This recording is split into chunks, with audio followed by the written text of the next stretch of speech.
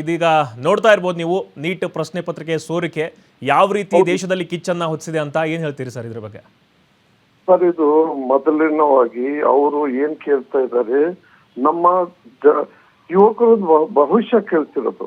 ಅವ್ರೇನು ತಪ್ಪೇನು ಮಾಡ್ತಿಲ್ಲ. ಯಾಕಂದ್ರೆ ತಪ್ಪಾಗಿರೋದು ನಮ್ಮ ಎಜುಕೇಶನ್ ಮಿನಿಸ್ಟ್ರಿಯಿಂದ ತಪ್ಪಾಗಿದೆ. ಅವರು ಸಿಂಪಲ್ ಆಗಿ ಕೇಳ್ತಿದ್ದಾರೆ, ನೀವು ರಾಜೀನಾಮೆ ಕೊಡಿ, ತನಿಖೆ ಆಗ್ಲಿ ಅಂತ ಕೇಳ್ತಿದ್ದಾರೆ. ಆದ್ರೆ ಈಗ 1-2 ನಿಮಿಷದ ಮುಂಚೆ ಯಾರೋ ಪಾಪ RSS ಕಾರ್ಯಕರ್ತರು ಇರ್ಬೋದು, ಅವರು ಮಾತಾಡ್ತಿದ್ರು, ಹೊರಗಡೆಯಿಂದ ಬಂದಿದ್ದಾರೆ, ಒಳಗಡೆ 25 ದಿನ ಸತತವಾಗಿ ಅವರು ಉಪವಾಸ ಸತ್ಯಾಗ್ರಹ ಮಾಡಿದ್ದಾರೆ. ಅವರು ಬಂದು ಪ್ರಧಾನ ಮಂತ್ರಿನೋ ಒಬ್ಬ ಮಂತ್ರಿಗೆ ಯಾರಿಗಾರ ಕಳಿಸಿ ಕೇಳ್ತಿದ್ರೆ ಬಹಳ ಚೆನ್ನಾಗಿರ್ತಿತ್ತು. ಹಲೋ, ಹೇಳಿ ಸರ್, ಹೇಳಿ, ಕೇಳಿಸ್ತಾ ಇದೆ. ಯಾಕಂದ್ರೆ ಅವರು ಸಿಂಪಲ್, ಅವ್ರೇನ್ 3 ಬೇಡಿಕೆ ಇಟ್ಟಿದ್ದಾರೆ. ಒಂದು ಬೇಡಿಕೆ ಬಂದು ರಾಜೀನಾಮೆ, ಒಂದು ಬೇಡಿಕೆ ಯುವಕರು ಏನ್ ಸತ್ತಿದ್ದಾರೋ ಅವ್ರಿಗೆ ಪರಿಹಾರ ಕೊಡಿ ಅಂತ. ಅದು ಬೇಡಿಕೆ ಏನು ತಪ್ಪಿಲ್ಲ. ಇದು ರಾಜಕೀಯ ಬರ್ದೇ ಇರ್ಲಿ, ರಾಜಕೀಯ ಬಳಸಕ್ಕೆ ನೀವು ABP ಮುಂದೆ ಇದ್ ಮಾಡ್ತೀರಾ? ಇವಾಗ ಅವರು ಇದ್ ಮಾಡ್ತಾ ಇದ್ದಾರಲ್ಲ ಪಾಪ ಸತ್ಯಾಗ್ರಹ, ಅವ್ರಿಗೆ ಅಲ್ಲೇ China agent, Bangladesh agent, Pakistan agent ಆತರ ಹೇಳಿ ಡೈವರ್ಟ್ ಮಾಡಿದ್ರೆ ಇದು ನ್ಯಾಯನ? ಇದು ಅವ್ರು ಇನ್ನೊಂದು ಯುವಕರ ಮೇಲೆ ಹೊಡೆದಿರ ಅಂದ್ರೆ ಅದ್ರಲ್ಲಿ ಕೆಲವು ಸೋಷಿಯಲ್ ಮೀಡಿಯಾದಾಗ ಬರ್ತಾ ಇದೆ, ಕೆಲವರಿಗೆ ರಾಡಿಗೆ ಇದು ಇಟ್ಕೊಂಡಿದ್ದಾರೆ ಮಳ್ಳು, ಆತರ ಹೊಡೆಯಿದ್ದು. ಮತ್ತೆ ಪೊಲೀಸು ಬಂದು ಹೊಡೆದಿದ್ದಾರೆ. ಹೆಸರು ಇಲ್ಲ, ಏನಿಲ್ಲ. ಯಾಕಂದ್ರೆ ನಾವ್ ಹೇಳ್ತಿರೋದಲ್ಲ, ನಮ್ಗೆ ಬರ್ತಿರೋದು ಸೋಷಿಯಲ್ ಮೀಡಿಯಾದಾಗೆ ವಿಡಿಯೋಗಳು ತೋರಿಸ್ತಿರೋದು. ಹೌದಾ?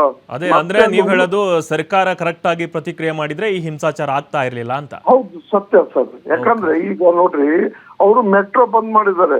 ಅಲ್ಲಿ 3-4 ದಿನದಿಂದ ಮೆಟ್ರೋ ಬಂದ್ ಮಾಡಿದ್ದಾರೆ. ಪಾಪ ಅಲ್ಲಿ ಬೇರೆಯವರು ಆಫೀಸಿಗೆ ಹೋಗ್ಬೇಕು, ಏನಾದ್ರು ಕೆಲ್ಸಗಳು ಇರ್ತವೆ, ಅವ್ರು ಏನ್ ಮಾಡ್ಬೇಕು ಹೇಳಿ ಸರ್? ಹೌದು.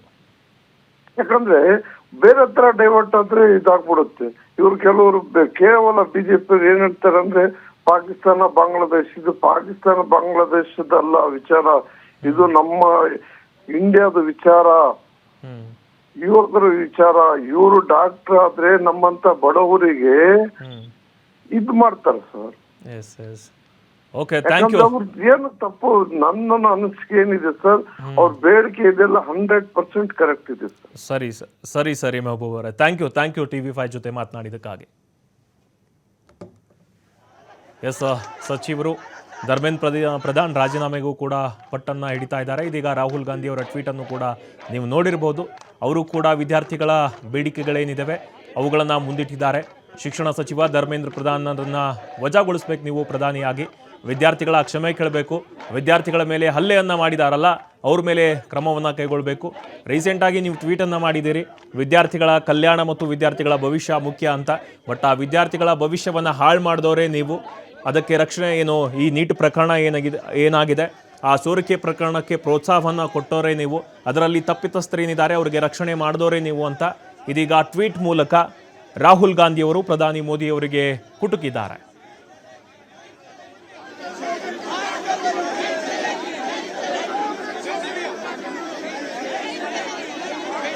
ಇದರ ಬಗ್ಗೆ ಮಾತನಾಡೋದಕ್ಕೆ ಲೋಕೇಶ್ ಅವರು ಬೀದರಿಂದ ದೂರವಾಣಿ ಸಂಪರ್ಕಕ್ಕೆ ಜಾಯ್ನ್ ಆಗಿದ್ದಾರೆ. ನಮಸ್ತೆ ಲೋಕೇಶ್. ಸರ್ ನಮಸ್ತೆ ಸರ್. ಏನ್ ಹೇಳ್ತೀರಾ ಸರ್ ಈ ಒಂದು ಹಿಂಸಾಚಾರದ ಬಗ್ಗೆ, ನೀಟ್ ಪ್ರಶ್ನೆ ಪತ್ರಿಕೆ ಲೀಕ್ ಬಗ್ಗೆ? ಸರ್ ನಾನು ಒಂದೇ ಹೇಳೋದು ಸರ್, ಇದು ಏನ್ ಇವ್ರೇನು ಆತಂಕವಾದಿಗಳು ಸರ್, ಇವರೆಲ್ಲ ಸ್ಟೂಡೆಂಟ್ ಸರ್, ದೇಶದ ಭವಿಷ್ಯ ಸರ್ ಇವರು.